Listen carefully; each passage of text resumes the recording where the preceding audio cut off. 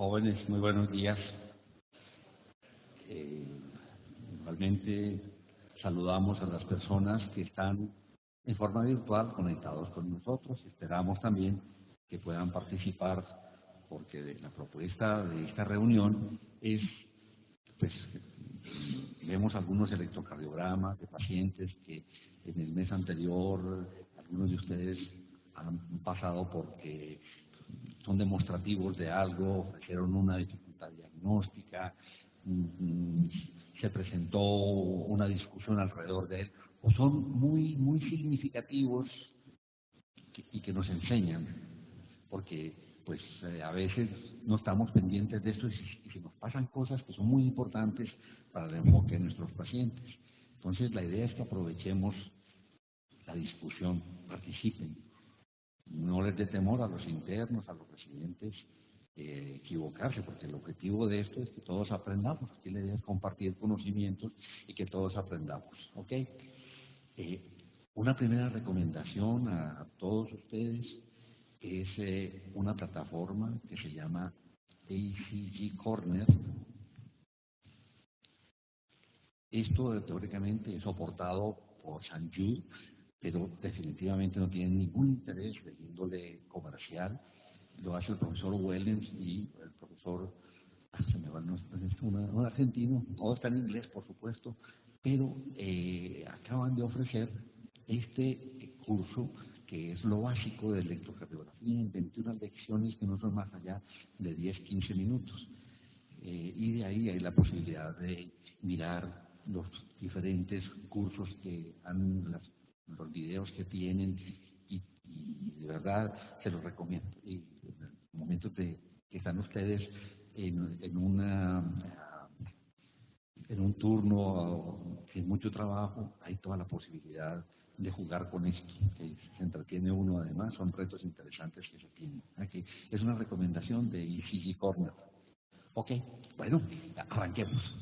Este es un electrocardiograma, el doctor Juan Pablo me lo ofreció porque es muy interesante, un muchacho de 25 años de edad que presenta palpitaciones y tal vez el electrocardiograma que tenía en algún momento no mostraba nada en especial, su médico tratante decidió remitirlo para una prueba de esfuerzo dentro de los estudios que él consideraba que debía hacer para definir y poder interpretar por qué tenía esas palpitaciones. Este es el electrocardiograma de este paciente. Y tienen ustedes D1, D2, D3, ABL, ABL, ABF, B1, B2, B3, B4, B5, B6 y un de los largos, como ven ustedes aquí. Mírenlo un momentico, a ver ustedes qué piensan, cómo enfrentan este electrocardiograma. Ese es el primer electrocardiograma que se toma antes de hacerle la valoración con la prueba de esfuerzo. Un voluntario, de pronto de los internos. Como están, tenemos en este momento conexión con internet para que los oigan los compañeros que están afuera, necesitamos que participen con el micrófono, ¿cierto? Así no se tenga una amplificación, la idea es que todos puedan dar. ¿Quién se anima? Yo voy a escoger los que conozco por el nombre. Andrés, te regaste, empezamos contigo. Y aquí seguimos de ahí para adelante con todos los compañeros. ¿Qué piensas de ese electrocardiograma? Bueno, voy a tratar de iniciar con una lectura sistemática, pues para hacer un abordaje como completo. O sea, el primer detalle aquí son los factores técnicos. Aquí observamos una estandarización de un voltaje de 10 milímetros por milivoltio. ¿Me puede confirmar? Parece estar 25 milímetros por segundo o no? Correcto, sí, 25 milímetros por segundo. Listo. La frecuencia cardíaca está aproximadamente, de lejos aquí parece como 75 aproximadamente latidos por minuto.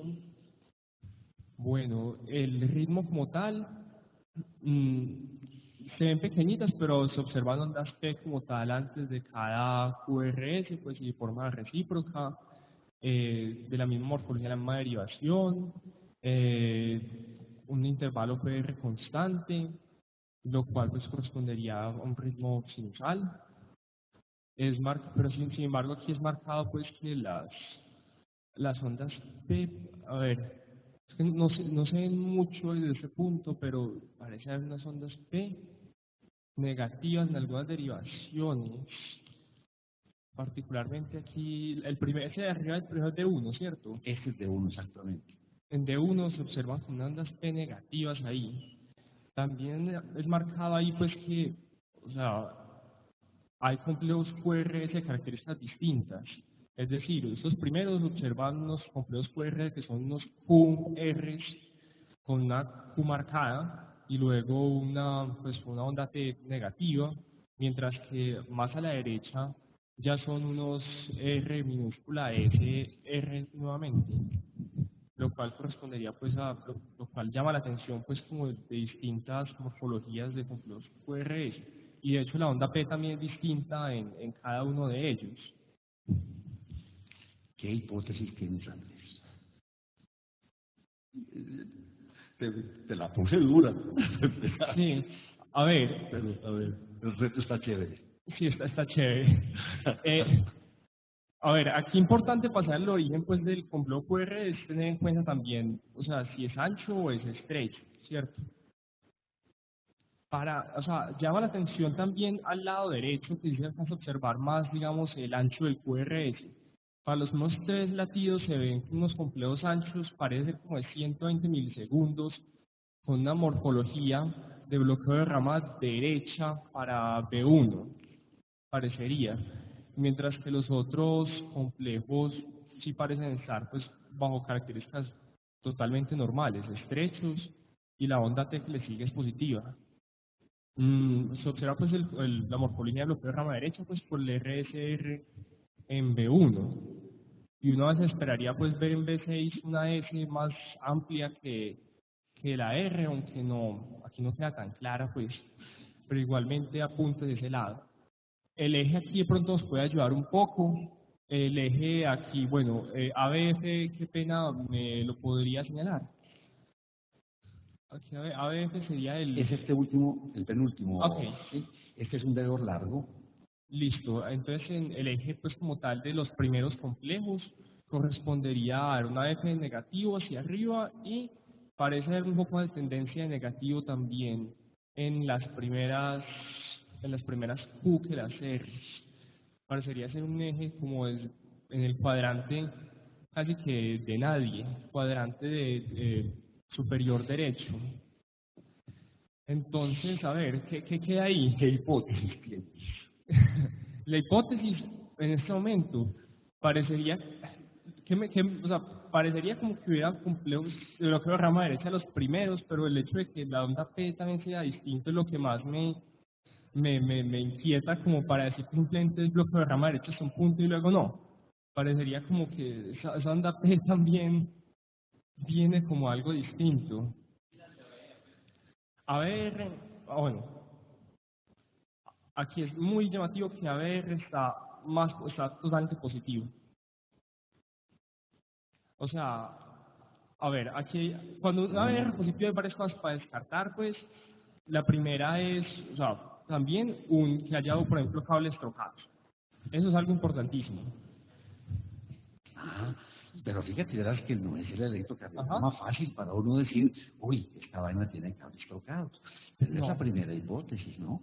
Esta P negativa en T1, lo que pasa es que tú estás viendo lo que ha descrito muy adecuadamente. Estos primeros complejos, 1, 2, 3, tienen una morfología distinta a los que siguen. Y estos 3 complejos, 1, 2, 3 complejos, son anchos, tienen una morfología distinta a los que siguen, a pesar de que la onda P es exactamente igual. Aquí, en este teórico de 2, no hay onda P. Entonces, tu primera hipótesis sería de que son cables tocados. Vas y revisas los cables. Bueno, ahí se arregló ya mucho. Ya ¿Vale? observamos unos complejos, pues. Entonces, fíjate que están bien bonitos. En este momento, la P, ¿cómo cambió? Obsérvate la P que teníamos aquí, Mira la P que teníamos aquí negativa y ahora tienes claramente en D1, D2, D3, ABR. ABR ya se te volvió negativo y mira la onda P. Pero obsérvate lo que ocurre.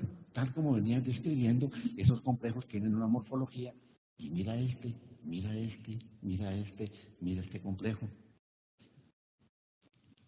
Nuevamente adoptan diferentes morfologías, pues, a ver, o sea, ese A es B6, bueno, B6 y AB, ya ahí no es B2 largo. Ese es un dedo largo, mira. Ok, bueno, sí. No, sí, entonces nuevamente adoptan diferentes morfologías los complejos. Mira, tú tienes D1, mira los 1, 2, 3, 4 complejos que son exactamente igual, pero el que sigue es un complejo QRS ancho y tiene una particularidad muy interesante. Sí, aquí se ve entonces que el intervalo PR está acortado y hace una primera deflexión antes del complejo QRS que parecería corresponder a una onda delta y podría, por lo tanto, o sea, junto con esto, hacer un QRS largo correspondería a un Wolff-Parkinson-White. Entonces, ¿cuál sería tu diagnóstico? Seguramente el paciente tiene un síndrome de Wolff-Parkinson-White y las palpitaciones han sido arritmias pues como tales asociadas al mismo síndrome. Miren cómo Andrés ha llegado a un diagnóstico muy preciso. Primero, y ese fue el reto que tuvimos, porque esto es real, esto no fue inventado, ¿cierto, Juan Pablo? Así. Eso. Entonces, fue la primera llamada de atención, porque no es fácil aquí uno mirar una onda P negativa cuando hay la preexcitación. Una vez que sale de la preexcitación, claro que uno ve la onda P negativa y entonces ya está alerta. Listo, miramos y efectivamente los cables están trocados y nos encontramos con esta observación tan interesante. Un PD normal, una onda delta, una PD normal, y aparece un complejo QRS ancho con una parte inicial lenta, un PD corto, que lo que está pasando con el paciente es una preexcitación. O sea, un mecanismo de reentrada, seguramente pues... Ahorita lo que estamos viendo es una sí, preexcitación ahora no. intermitente. Ajá. ¿De acuerdo? Que es una preexcitación intermitente. Listo. A este chico, pues se le hizo la prueba de esfuerzo que fue completamente normal, pero ya se le remitió a un electrofisiólogo para que pudiera ya estudiar la presencia de las arritmias. Seguramente no tenía ninguna arritmia todavía documentada. ¿Ustedes recuerdan un poco más del paciente?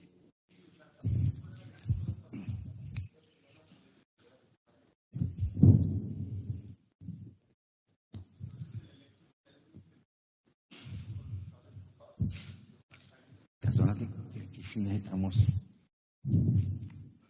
Es acá que tomaron ese electro en el hospital. Yo veo diariamente muchos electros mal tomados. Aquí en este hospital, o sea, no de afuera, muchos electros. Entonces los invito primero a que revisen los electros y por favor exijan que tomen los electros bien. Porque para mí es una crítica pues constructiva. Un hospital de tercer nivel con formación de cardiología, medicina interna y tantas especialidades se siga tomando tan mal los electros. Entonces, lo primero es revisar el electro que esté técnicamente bien tomado, se están tomando muy mal. Lo segundo, como decía el doctor, era muy llamativo lo de los cables trocados. La otra posibilidad diagnóstica, más con un bloqueo de rama derecha, es que no tuviera de pronto una destrocardia, pero obviamente al revisar los cables inmediatamente ya el diagnóstico de destrocardia ya se pasa. Y el 5-6 sin duda Exacto. Lo otro interesante en este electro que de pronto no se ve en el primero es que si ustedes ven UE5, UE6, ya con este primer electro tenía el diagnóstico de una preexcitación intermitente, porque si en UE5, UE6 ven muy claro que no hay una Q inicial, como se ve frecuentemente en un electrocardiograma normal. Entonces con eso ya esa onda delta es muy clara. Cuando tienen dudas, buscar UE5, UE6, y si no tiene Q, sospechen que pueda tener preexcitación. Y lo curioso de este caso también era con una preexcitación intermitente. Ya después viéndolo con el electrofisiólogo, podemos, según los algoritmos que uno ve de dónde puede venir la vía anómala, se concluyó más o menos que la vía anómala puede hacer septal. E inclusive en el ecocardiograma era muy interesante, porque el ecocardiograma basal, el paciente hacía intermitencia de la preexcitación y se veía cómo se activaba el septum primero que la pared inferolateral. Entonces, prácticamente con el ecocardiograma se confirmaba que la preexcitación, la vía anómala se iba primero al septum interventricular antes que a otros sitios y por eso estimulaba primero ahí en esa zona y eso hace que el complejo sea ancho. En cuanto a la prueba ya de esfuerzo, el ecoestrés pues, físico, que es como una prueba de esfuerzo física normal, lo otro interesante del paciente es que el paciente durante toda la prueba de esfuerzo presentó preexcitación, ya no era ni siquiera intermitente, ya era permanente. Y al ser permanente, es una vía que tiene un poco más de riesgo que si fuera intermitente, que con el ejercicio se quita. Cuando con el ejercicio se quita o desaparece la preexcitación, tiene muchísimo mejor pronóstico, o sea, tiene mejor pronóstico. Inclusive esos casos son los que prácticamente los electrofisiólogos los dejan simplemente en observación. Pero esta con el ejercicio sí preexcitaba siempre. No hizo arritmias durante la prueba de esfuerzo y así nada más importante. Gracias, Andrés. ¿Comentarios de ustedes? ¿Algún aporte? Nuestros fellows, ¿algún comentario? No, es un caso muy bonito y muchas gracias por todas las observaciones, Juan Pablo. Bueno, este electrocardiograma, ese fue cuando se le hizo la prueba de esfuerzo al paciente. Lo traigo con un propósito. Es un paciente de 84 años de edad, hipertenso. Le piden el electrocardiograma dentro de esa evaluación periódica de su hipertensión arterial. Y de pronto, interrogándole un poquito de disnea, lo que yo quisiera es de que usáramos para hacer ejercicio los criterios propuestos, los nuevos criterios de hipertrofia ventricular izquierda en este paciente. ¿Quién nos quiere ayudar para hacer esta lectura utilizando los nuevos criterios? Aquí tenemos D1, D2, D3, ABR, ABR, ABF, B1, B2, B3, y es cuando uno a veces desea que se le haga una disminución de la estandarización, un milivoltio de 5 milímetros. Aquí está B1, B2, B3, B4, B5, B6. ¿Quién nos ayuda? Uno de los... adelante, Mauricio. Entonces, quienes no conocen los nuevos criterios, no han leído nada de lo que se publicó hace unas semanitas sobre unos criterios que nos han propuesto de hipertrofia ventricular izquierda. Todos lo leyeron, tú no lo has leído, ¿quién más? Entonces hay un montón de personas que están interesadas en conocer cómo son los nuevos criterios. Adelante, Mauricio. Entonces, los nuevos criterios son pues como la S más profunda. ¿Por qué no digamos, si tú con este electrocardiograma dirías, este paciente tiene una cardiopatía hipertensiva y está empezando a hacer su hipertrofia ventricular? ¿Qué piensas? No, entonces, mirando los aspectos técnicos, pues está adecuado, tiene un ritmo sinusal, a una frecuencia cardíaca que más o menos va, pues como más o menos, le pongo yo aquí 55, no veo bien pues, aquí el eje del QRS, ¿qué te parece? El eje, los voltajes no le llaman la atención a uno, ¿cierto? Los voltajes no le llaman mucho la atención. ¿El eje tú qué piensas? Está positivo en D1. y positivo en ABF. No. Negativo en ABF. Te fijas que D1 está positivo, estaría hacia la izquierda, pero en ABF tienes una zona que es negativa, aproximadamente en unos menos 30 grados, ¿cierto? Entonces es un eje que está posiblemente en el puro límite, está menos 30 grados. Ya le empieza uno como a hacer pensar, hombre, puede haber alguna cosa de hipertrofia ventricular izquierda. ¿Esta P te parece a ti como una normalidad izquierda en D2? En D2, profe, sí. Está muy bien. De pronto ve uno como que arriba de esto tuviese una pequeña muesquita, ¿cierto? Te da uno la sensación de que aquí hubiese una muesquita. Bueno, entonces miramos B1.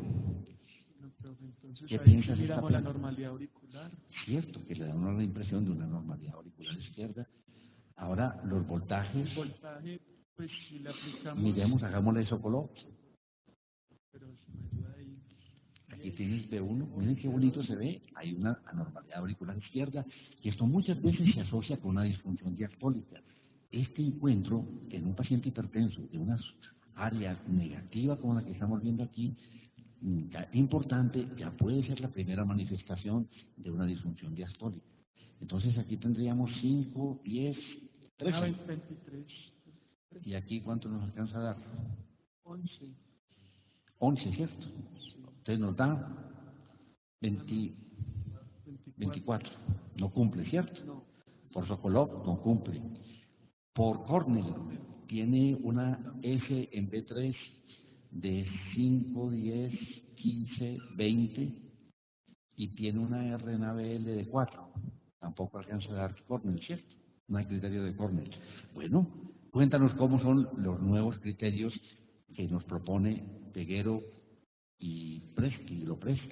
Ven ustedes que nos cuentas cuáles son Bueno, los profe, criterios. entonces uno evalúa la S en B4 más suma la S más amplia, pues la de mayor valor, la de mayor amplitud pues en voltaje en cualquier derivada, y la sumatoria debe dar, si es mayor de 23 milímetros en mujeres o 28 milímetros en hombres, uno dice que el paciente tiene hipertrofia ventricular izquierda. Si el que es más amplio está en B4, uno suma dos veces la S en B4 y eso sería, pues los criterios que en el estudio mostró que tenían mayor sensibilidad y con la misma especificidad comparado con los criterios pues que veníamos acostumbrados. Perfecto. Entonces, miren que es interesante cómo procede uno, tal como lo acaba de decir Mauricio. La propuesta es buscar la S más profunda. Miremos la S de B1, miremos la S de B2, la S de B3, la S de B4, la S de B5 y la S de B6. La propuesta de ellos es muy bonita porque miren la fisiopatología que ellos dicen. Miren, si yo tengo un corazoncito normal, la forma como se me despolariza y me origina este vector del QRS tiene esta dirección y me da en B3 una transición, en B4 ya casi que desaparece la onda S. Mientras que si yo tengo una hipertrofia ventricular izquierda, ese eje se me desvía hacia atrás y me hace que se profundice la S en B4 y se me profundice la S en otras derivaciones. En esto fundamenta él, miren qué bonito se alcanza a ver aquí, la forma como se hace progresivamente la despolarización del ventrículo izquierdo y la propuesta de ellos. Entonces, lo que busca uno es efectivamente la S más profunda, que es precisamente en B2. ¿Cuánto alcanza a tener? Miren ustedes, estamos desde aquí hasta aquí, donde está la parte más inferior, tenemos 5, 10, 15, 18 y otros 3 más aquí, 21, y tenemos la S de B4 que mide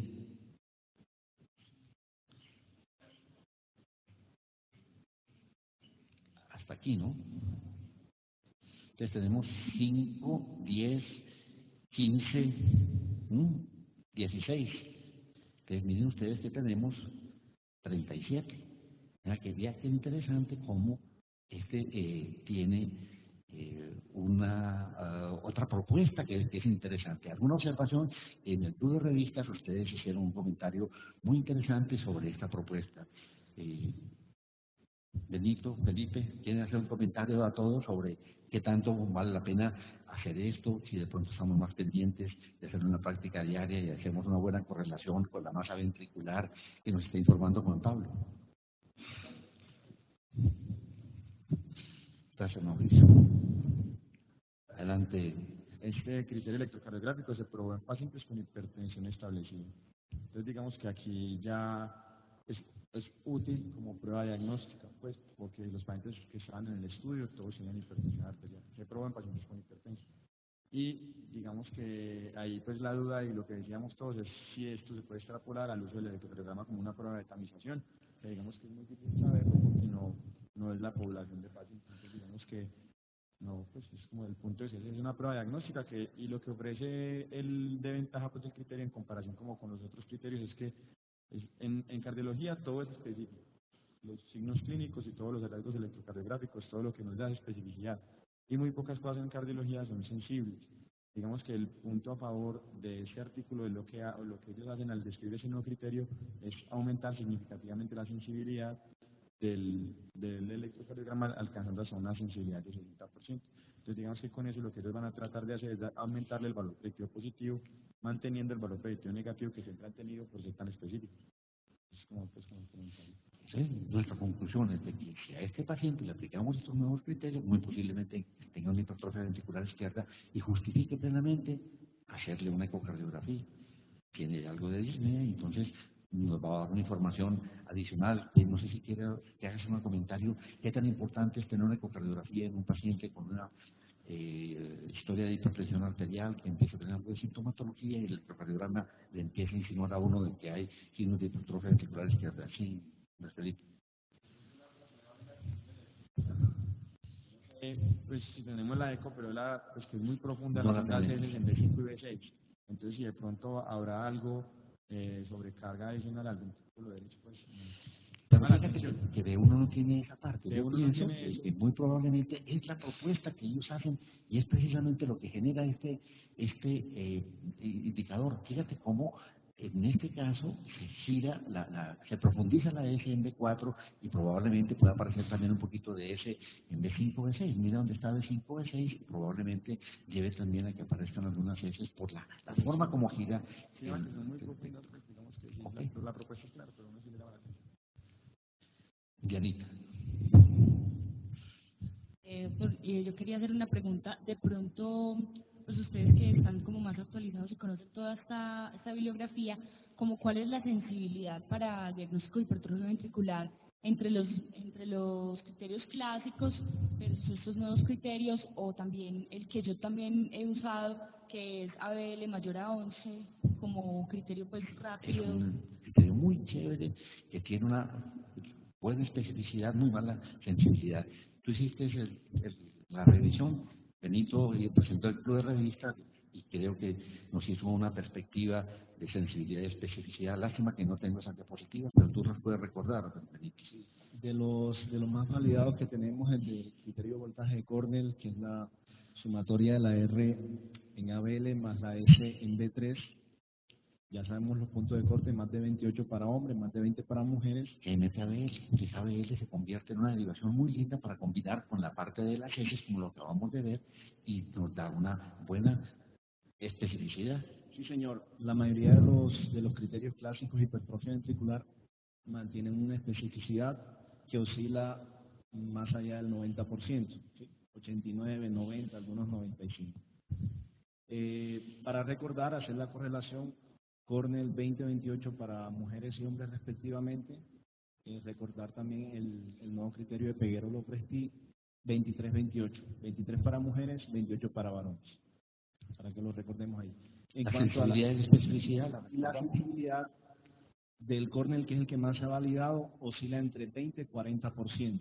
En algunos estudios ha alcanzado el 50%, pero la gran mayoría de los criterios clásicos, llámese Sokolov-Lyon, el puntaje Romil-Skiz, no superan el 50%. la especificidad. Y la especificidad, que es lo que resaltaba Andrés Felipe, siempre permanece muy buena, por lo general 90% e incluso más. Perfecto. Sí, Dianita. O sea que nos ayuda a detectar el paciente que está sano con un grado de certeza importante. Sin embargo, Es siempre asintomático. Perfecto. Juan Pablo. Bueno, lo único que yo quiero aclarar es, en cuanto a sensibilidad y especificidad, ya lo dijeron todo, pero sí tengan en cuenta, este es el más sensible. Y a pesar de ser el más sensible, son solo el 60%, prácticamente el 40% de los pacientes con hipertrofia se están pasando en una detección precoz. Entonces, el electrocardiograma no es todavía un buen examen para determinar si un paciente tiene hipertrofia. No es muy específico, si la tiene casi siempre se va a encontrar en el eco, pero si no tiene hipertrofia en el electro, puede tener hipertrofia en el ecocardiograma. Entonces, por eso las guías colombianas de hipertensión recomiendan que pacientes por encima de hipertensión mayor de 5 años de evolución, hacer un ecocardiograma, y pacientes que tengan hipertensiones severas, hipertensiones no claras, hipertensiones que puedan ser secundarias, hay que hacer un ecocardiograma. Es muy importante determinar si un paciente tiene hipertrofia ventricular. El diagnóstico se hace por ecocardiograma. ¿Por qué? Porque cambia el tratamiento y el pronóstico del paciente. Si usted ya tiene un paciente que tiene hipertrofia ventricular izquierda, tiene que hacer un tratamiento un poco más agresivo, con unas cifras tensionales más óptimas para poder por lo menos que esa hipertrofia no progrese. Incluso hay estudios que dicen que un buen tratamiento antihipertensivo puede inclusive reversar algunas hipertrofias ventriculares. Pero claro, si es una hipertrofia ventricular leve, si es una hipertrofia ventricular severa, ya no te va a reversar. Esas alteraciones de la hipertrofia ventricular izquierda no solo es la alteración a nivel de la morfología del ventrículo izquierdo, sino que pueden llevar, como decía el doctor, a disfunción diastólica y a otras patologías que van a empeorar el pronóstico del paciente y van a llevar a otras patologías como fibrilación auricular. Okay, muchas gracias, Juan Pablo.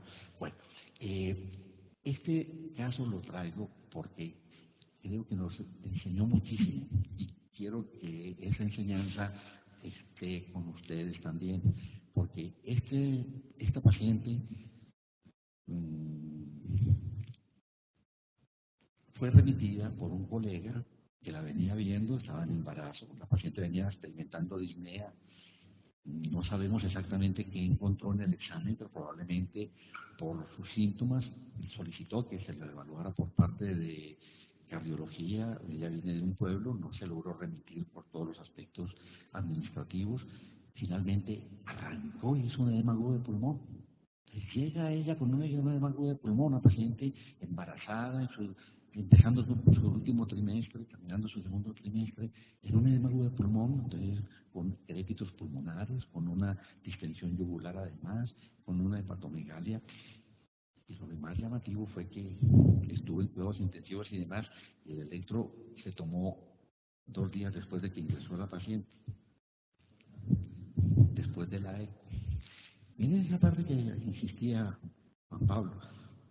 Pedimos más fácilmente una ecocardiografía que un electrocardiograma, y todo lo que nos da el electrocardiograma todavía, a pesar de los 100 años que ha cumplido, es una metodología barata que da mucha información, de la que podemos obtener mucha información y correlacionar con la clínica. Aquí tienen ustedes el electrocardiograma de esta señora. Yo quisiera que uno de los internos asumiera el reto y nos hiciera esta lectura, o hacemos uno de los residentes, uno de los internos. Carlos, ¿te animas? No, duro. ¿Quién quiere?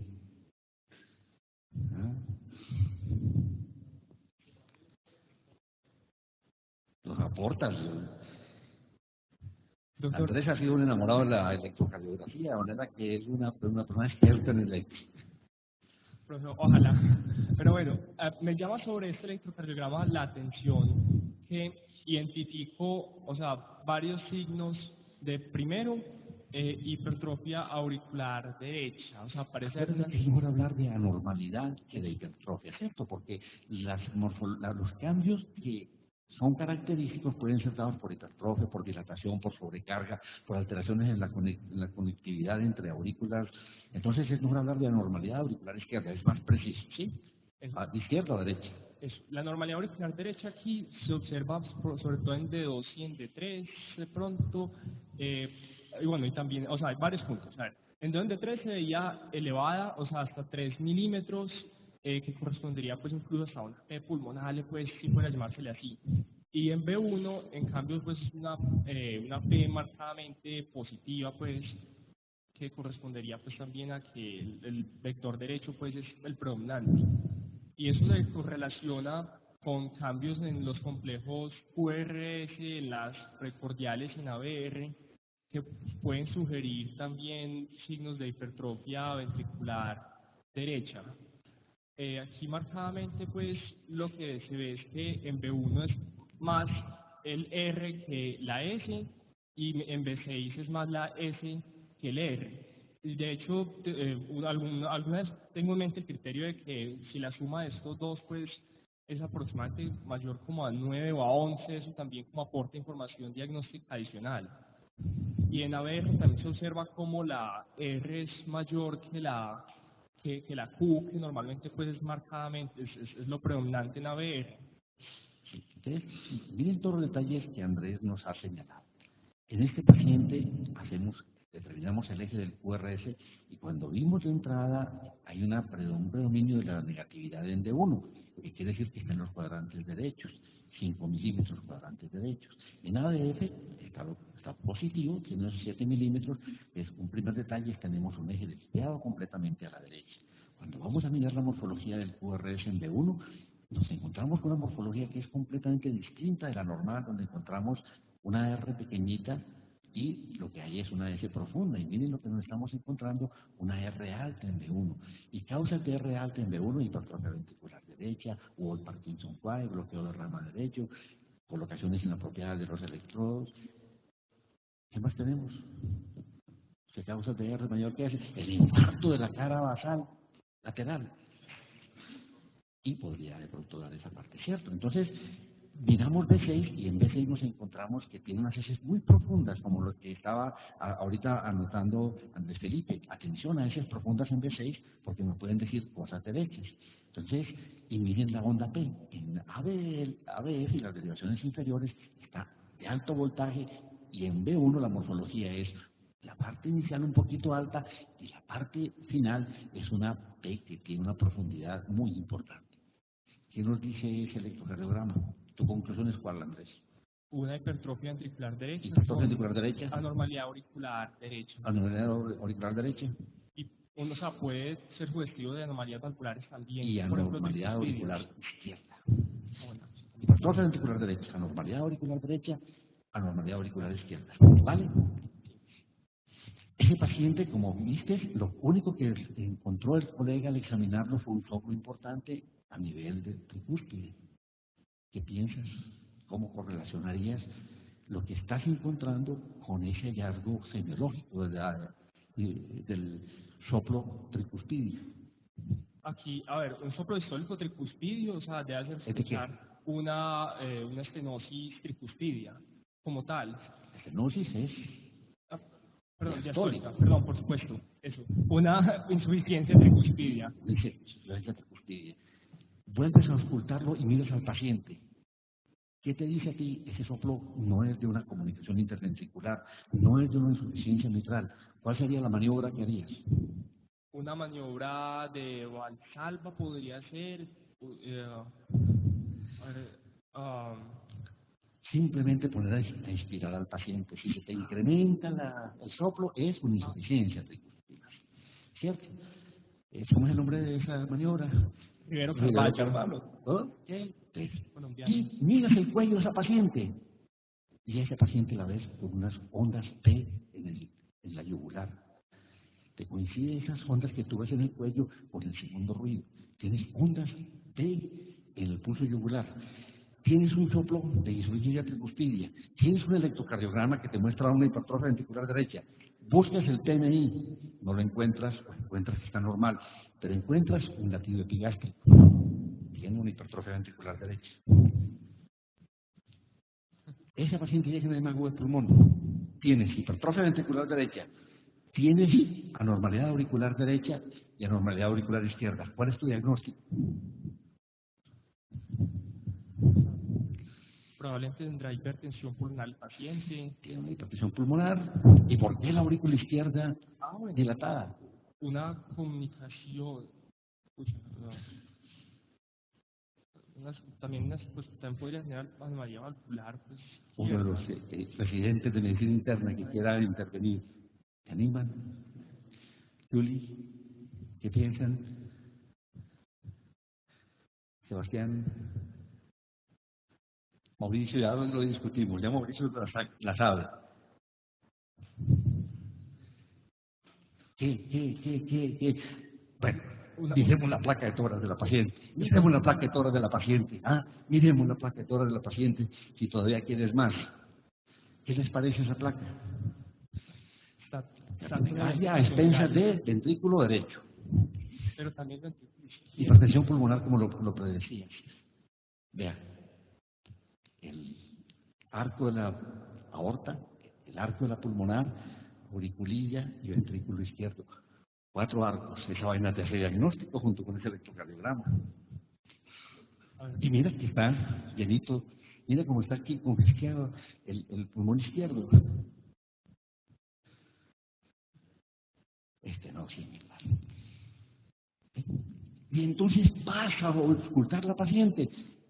Lo pones en posición de pachón y oyes raptara, raptara, raptara, raptara, raptara, raptara, raptara, el soplo, el trucie de la estenosis. Esto es lo que hacíamos antes. Mirábamos esa aurícula izquierda a través de una columna de bario y ahora con la ecocardiografía es una fantasía. Y todos ustedes van a tener posiblemente en 5 años un equipo de ultrasonido que les va a permitir hacer en la cama del paciente una ecografía para poder determinar estos hallazgos del paciente. No se vacía, no, que al no hacer eso, los ecocardiografistas van a ver las cosas complejas, pero todos los médicos generales y los internistas van a tener a la mano, en vez de un estetoscopio, o más el estetoscopio, un equipo para poder ver la eco de este paciente. 4 arcos, 1, 2, 3, 4 arcos. Esa vaina es la típica de una estenosis mitral. ¿Ok? Miren otro electrocardiograma de otra paciente igualito. Miren el eje desviado a la derecha. Miren la P en D2. Miren la P en B1. Miren la fase negativa tan profunda. R alta en B1, S profunda en B5, B6. Esto no lo da sino la estenosis mitral. Entonces el paciente se demoró en hacerle el diagnóstico de estenosis mitral como 2 días después de haber ingresado. ¿Quién tiene el micrófono? Tú me decías una pregunta. Una preguntita. Los pacientes que tienen insuficiencia mitral, tricuspidia, ellos, me llama la atención porque inicialmente yo empecé insuficiencia tricuspidia, pero no me daba porque hizo una edema pulmonar. Esos pacientes, digamos que la presión la superan por la insuficiencia, ¿no hacen edema pulmonar o sí pueden hacer edema pulmonar? La insuficiencia tricuspidia. Porque lo que ya era llamativo, el edema pulmonar unilateral izquierdo que tenía la paciente. Pero esto muy posiblemente es por posición de la paciente, ¿cierto? Teníamos una radiografía donde se veían los 2 campos completamente repletos. Es probable que esta paciente, ya lo ves que está con un tubo. Esa paciente, yo no sé quién se acuerda bien de la historia clínica, pero una historia clínica muy, muy inquietante. Juan Pablo, que la vio y que justamente hizo el diagnóstico, no tenía electrocardiograma cuando le pidieron la ecocardiografía. Primero también recalcar eso. Lo primero que yo pido antes de un ecocardiograma es mirar estábamos en un hospital universitario, como en una unidad de cuidados intensivos, un paciente con edema agudo de pulmón no tiene un electrocardiograma. Bueno, pasando a eso, ya hubieran hecho prácticamente el diagnóstico con el electrocardiograma, radiografía y con la auscultación. El paciente, a pesar de un edema agudo del pulmón, mejoró. Después estaban sospechando que tenía una preeclampsia, empezaron a tratarla con volumen como buena preeclampsia y estaba en edema del pulmón. Entonces, lo que primero se hizo fue, obviamente, el ecocardiograma y cerrar inmediatamente los líquidos que tenía, porque tenía un volumen alto la paciente. Pues la paciente, no va a contar toda la historia, pero la paciente terminó falleciendo. Entonces, estos pacientes deben de pasar por consulta y hacen controles ginecostétricos, ¿no? Si un paciente se ausculta, y que auscultar el corazón de una paciente embarazada con una cardiopatía es algo complejo. Los cambios fisiológicos del embarazo generan que las cardiopatías congénitas o adquiridas se descompensen generalmente y pueden llevar, como pueden ver en este caso, en este siglo, a la muerte. Porque no tenía diagnóstico previo al embarazo, no tuvo diagnóstico durante el embarazo y la paciente terminó falleciendo en el postparto. Entonces es algo, vuelvo a reiterar, hay que hacer electro, hay que hacer examen físico y con eso prácticamente se tenía el diagnóstico en esta paciente, la paciente no hubiera fallecido. Y posiblemente lo más interesante entre todo eso es esto, ¿no? Lo que está en medio de toda la información, el proceso de información que estemos haciendo, que obtengamos del paciente y que las cosas nos tienen que ser coherentes. Sí, vamos encontrando una serie de signos, de síntomas, y no pensamos, y no tratamos de elaborar un acercamiento. Edema agudo de pulmón, la causa. Vuelva a examinar al paciente, vuelva y mire la ecocardiografía y todo, ¿no? Hay una cosa que de pronto vale la pena aclarar, es que la paciente en el control prenatal sí había sido detectado un soplo y sí se había remitido para cardiología. Digamos que si había un diagnóstico clínico de una sospecha de cardiopatía. El problema, que es más fricción, que pues, como el programa Pablo lo mencionaba, es que la paciente no le autorizaron ni la cita ni las órdenes que le dieron en el control prenatal. Pero ella ya había una sospecha de cardiopatía básica. Digamos que es peor todavía que la paciente se detectó y no se realizó nada. Ya, para aspectos administrativos, que para el sistema indudablemente la muerte de una mujer que acaba de tener un bebé es terrible. Otra de las cosas que hay que tener en cuenta es que este sería el único edema agudo de pulmón que uno maneja con betabloqueadores, que sería otra cosa importante para recordar. El edema de la estenosis mitral se maneja con betabloqueadores. Con una frecuencia de 110, la diástole es muy cortita. Si le ponemos betabloqueadores, la diástole se hace más amplia, hay un mejor vaciamiento de la aurícula izquierda y el paciente mejora de su edema agudo de pulmón simplemente bajando la frecuencia cardíaca. y ahí no es un problema de disfunción sistólica del ventrículo izquierdo, posiblemente el derecho está con una disfunción sistólica, como lo estamos viendo por la hipertensión pulmonar, pero lo que se necesita en ese momento es que la diástole sea más larga para que pueda haber un buen vaciamiento de la aurícula izquierda y el paciente va a mejorar, porque la presión de la aurícula izquierda se va a disminuir, la presión de cuña se va a disminuir y el paciente va a mejorar sustancialmente. ¿De acuerdo? ¿Algún comentario? ¿Otra pregunta? Pues ya se nos está yendo la mañana. Yo tengo aquí una serie de electros.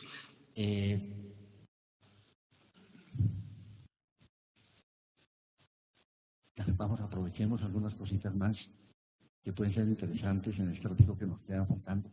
Quería mostrarles este electrocardiograma. Miren un momentito.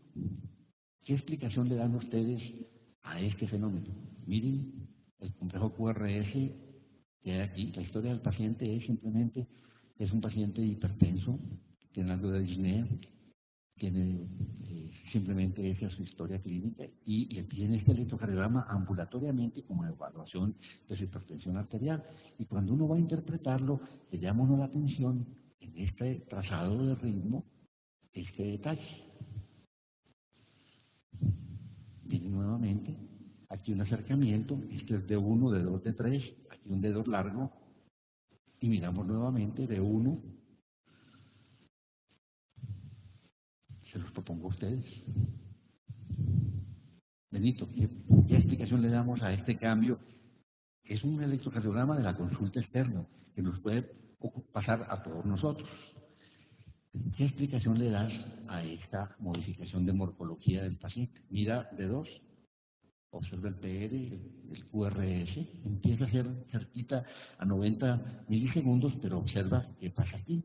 Se vuelve ese QRS de 120 milisegundos, mira la morfología en ABL, ancha, con cambios de repolarización, mira la morfología en B1, R pequeñita, S profunda, y mira cómo cambia teniendo la misma relación de la P y el complejo QRS, y mira cómo se da este complejo QRS. ¿Qué explicación le damos a eso? Que creo que puede ser una cosa interesante de tener como una explicación de qué pasa con ese paciente. Cuéntanos, Benito, ¿cuál es tu aproximación? Allí estamos observando que el QRS adquiere una morfología de bloqueo de rama izquierda. Lo que deberíamos ver, no cuento con especificidad, pero sí lo más probable es que sea un bloqueo de rama dependiente de frecuencia. Tocaría ver si hay un cambio significativo de la frecuencia cardíaca. Una pregunta que nos podemos hacer todos. ¿Y eso por qué no son nuestras sístoles ventriculares? ¿Por qué no es una taquicardia ventricular, un ritmo idioventricular, ya que está con una frecuencia de 80? Eso es importante entrar dentro del diagnóstico diferencial, solo que hay que ver allí la relación que tiene la onda P con el QRS, que vemos que aparentemente se mantiene muy bien. Obviamente tocaría ver el trazado lo más largo posible, pero ahí aparentemente el PR se mantiene constante. Hay de pronto una ectopia, aquí por ejemplo, una ectopia auricular, muy posiblemente aparece ese QRS ancho. Miren la onda P, la relación de la P con el complejo QRS es la misma que tenemos siempre, de manera que esa es la explicación que tenemos como propuesta, de que así como vimos que hay una precipitación intermitente, en este caso es un bloqueo de rama izquierdo intermitente. ¿Ok? ¿Qué harías con ese paciente? Ese paciente de la consulta externa y te piden ese electrocardiograma dentro del chequeo común y corriente. ¿Qué le recomendarías al médico general o qué harías tú con ese paciente, Benito? Bueno, además de todo lo que habíamos mencionado de la importancia de la historia clínica, ver qué otros síntomas viene manifestando el paciente, algo que nos pueda ayudar a ver qué tan enferma pueda estar esa rama izquierda es solicitar una prueba de esfuerzo. Porque eso se puede correlacionar. Si vemos que efectivamente a una determinada frecuencia se sigue bloqueando esa rama, eso habla de que la rama está enferma y hay que descartarle la razón por la cual la rama está enferma. Te voy a poner un lío, Benito. Empiezas a hacerle al paciente una prueba de esfuerzo y entra a bloqueo de rama izquierdo permanentemente. ¿Qué información están buscando? ¿Tiene enfermedad isquémica o simplemente ver si es una bloqueo de rama frecuencia dependiente? Allí la etiología isquémica es una de las cosas que debemos descartar, pero recordemos que de las causas más frecuentes por las cuales se enferma una de estas ramas es la etiología idiopática, degeneración del sistema de conducción. Perfecto. Muy bien. Y más- ¿Tú le harías primero una ecocardiografía, Juan Pablo, a ese paciente? Trampa, ¿no? ¿Cómo es lo que tiene el martillo? Siempre ve todo lo demás como un clavo. Como en ecocardiografía le hubiera hecho primero un ecocardio. Y algo que hubiera aclarado de pronto, aunque no se ve una Q clara en un punto, pues si ves una alteración de contractilidad clara con además un adelgazamiento, pues te sugeriría más una cardiopatía isquémica como tal. Y además determinar la función, porque muchos bloqueos de rama izquierda, solo por el bloqueo de rama izquierda, puede generar disfunción ventricular izquierda por la sincronía ventricular izquierda que genera el bloqueo, la activación diferente, y con el tiempo esa sincronía genera disfunción sistólica, así no tenga infarto. En un paciente con un bloqueo de rama izquierda debe estudiar. Posiblemente el primer examen sería una ecocardiografía y dependiendo del resultado de la ecocardiografía procederías a hacerle una valoración para ver si es de origen isquémico y allí no sería la prueba del esfuerzo convencional, sino que necesitarías acompañarla bien sea de una resonancia magnética nuclear, preferiblemente que una... Sí, se pueden hacer varias posibilidades. El ecoestrés no está contraindicado, lo único que con el bloqueo de rama izquierda, el ecoestrés físico o con dobutamina, la sincronía ventricular disminuye un poco la sensibilidad. Entonces, en esos casos yo sí preferiría una resonancia cardíaca, una resonancia estrés si se quiere desplazar isquemia, por vale lo encima mismo del de una perfusión miocárdica, ¿cierto? Y tiene menos Sí, radiación. la resonancia obviamente tiene una sensibilidad y especificidad mucho más alta que el SPECT para diagnosticar isquemia. Fuera de eso puede ver, es el gol estándar para mirar la función ventricular.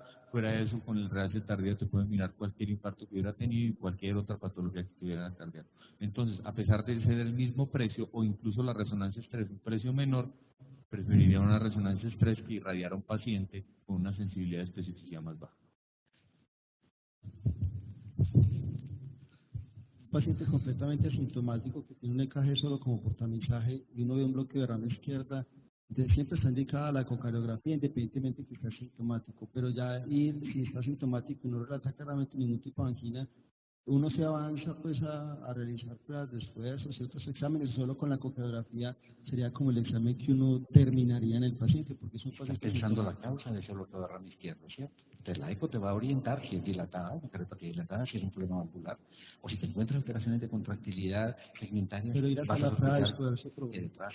Pero nuevamente una prueba de esfuerzo, pero tienes que acompañarlo con imágenes, porque mira, el cambio que tú tienes del segmento ST en B5, B6. Ah, no, exacto, sí, de pronto ahí tuve un lapso. Yo digo hacer una estratificación en un paciente, o sea, hacer una prueba de imagen para ver si tiene una enfermedad coronaria o algo Y esa en un paciente propuesta, asintomático. asintomático como un bloqueo de rama izquierda, después de que tuvieras la eco.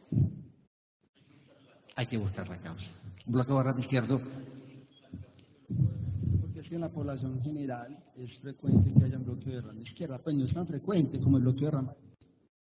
Hay un porcentaje de pacientes que tienen un bloqueo de rama izquierda y lo último que yo pues había leído es que usted se hace la ecocardiografía, pero ya ahondar en que un paciente tiene una enfermedad coronaria en un paciente asintomático no era como lo más indicado, no es como la pregunta es clara, ¿cierto? El paciente que ustedes le toman un electrocardiograma porque ingresa a una prepagada, ese paciente va a una evaluación periódica de salud, se le toma un electrocardiograma, él no tiene ningún síntoma y aparece un bloqueo de rama izquierda.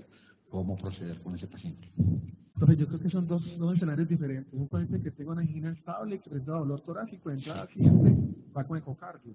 Un paciente así pues que tiene electrohemograma, radiación de tórax y ecocardiografía, según la guía de angina estable, ¿cierto? Hablando de angina, y frente sintomático.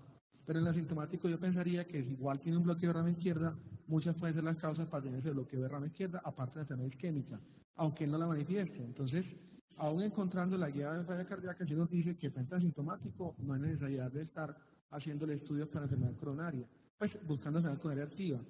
Entonces, yo estoy de acuerdo un poquito con David en ese sentido, porque uno se puede medio enredar la vida a veces pidiendo un poco más de estudios, buscando enfermedad coronaria. Entonces, de pronto sería como buscar otras enfermedades que pueden filtrativas o de ese tipo que dilaten la cavidad.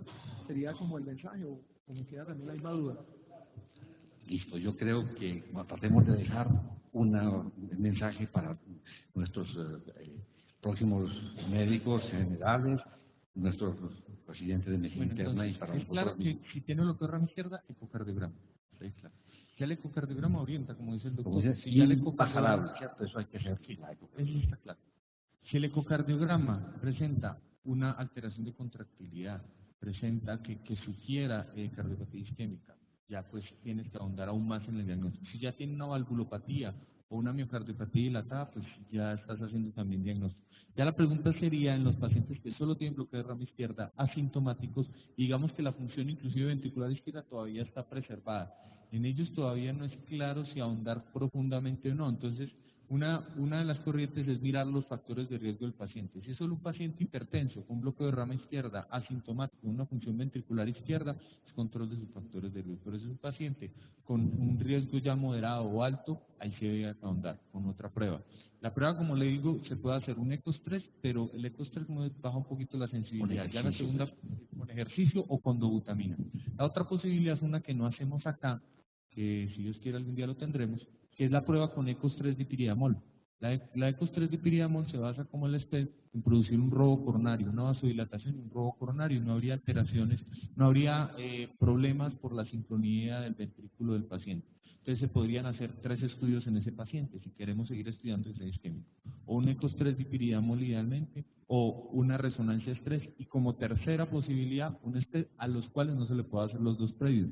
¿Por qué los cuales no son los 2 previos? Porque los otros 2 son más baratos, dan más información y no hay raya en el paciente. Listo. El último casito, yo tenía más cosas y hay provocativas, pero hacemos aquí. Lo tomas tú. Lo tomas tú. Mira la historia de esta señora, que es interesante. Esta señora es una señora de 63 años, sin factores de riesgo. Acaba de jubilarse, en una fiesta con sus amigos, una mujer que le toma unos traguitos de vez en cuando, pero es una mujer delgada, no es hipertensa, no ha sido fumadora, y experimenta un dolor retroesternal muy importante con irradiación a la cara interna del brazo izquierdo, se pone sudorosa y la llevan a un centro del oriente cercano y le toman este electrocardiograma. Tú estás en urgencias, muy juiciosamente al paciente con dolor de pecho, a pesar de que no tenga factores de riesgo, solamente su edad, piensas en un síndrome coronario agudo y le tomas este electrocardiograma. ¿A qué diagnóstico llegas? Bueno, la paciente, pues, vamos primero con los parámetros básicos. Tenemos, pues, una onda P, un ritmo sinusal, una frecuencia cardíaca más o menos de como 70, un eje que estaría a veces de uno, pues, normal, está casi de uno, no alcanzo a ver si está muy pequeñito el voltaje, ¿no? Luego te va a mostrar, una vez que ya se ha recuperado completamente, cómo es el voltaje de esa paciente, que llama mucho la atención. Bueno, adicionalmente, digamos que en D2, D3 y ABS hay una elevación del segmento CT y pues lo que nos sugiere pues una lesión subepicárdica en la cara inferior. Adicionalmente, tenemos una depresión del segmento CT en B1, B2, B3.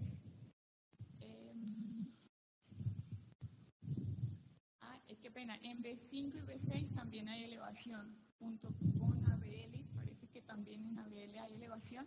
En ABL tiene depresión, afortunadamente. Bueno. ¿Cierto? Mira la depresión del segmento ST en ABL. Bueno, entonces con esto... ¿Qué diagnóstico haces? Infarto agudo de miocardio de cara inferior. Elevación del ST en cara inferior y lateral baja. Y posiblemente la punta, ¿no? La punta. ¿Cierto? La punta.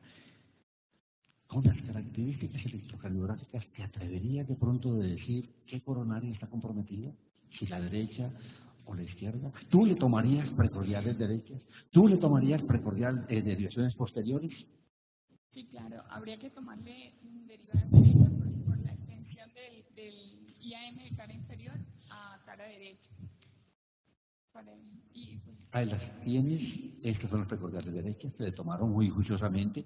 Hay extensión a ventrículo derecho, B4R, B5R, B6R, y tienes aquí B1R, B2R, B3R, lo que esperábamos encontrar. Y mira, B2, B4, B5, B6. ¿Hay extensión al ventrículo derecho? No hay extensión al ventrículo derecho. ¿Y le has tomado las posteriores? Sí. No se la tomaron, no le tomaron las posteriores.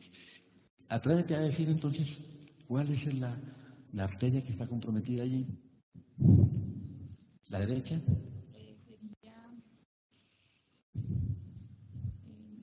Sería la descendente anterior, porque va...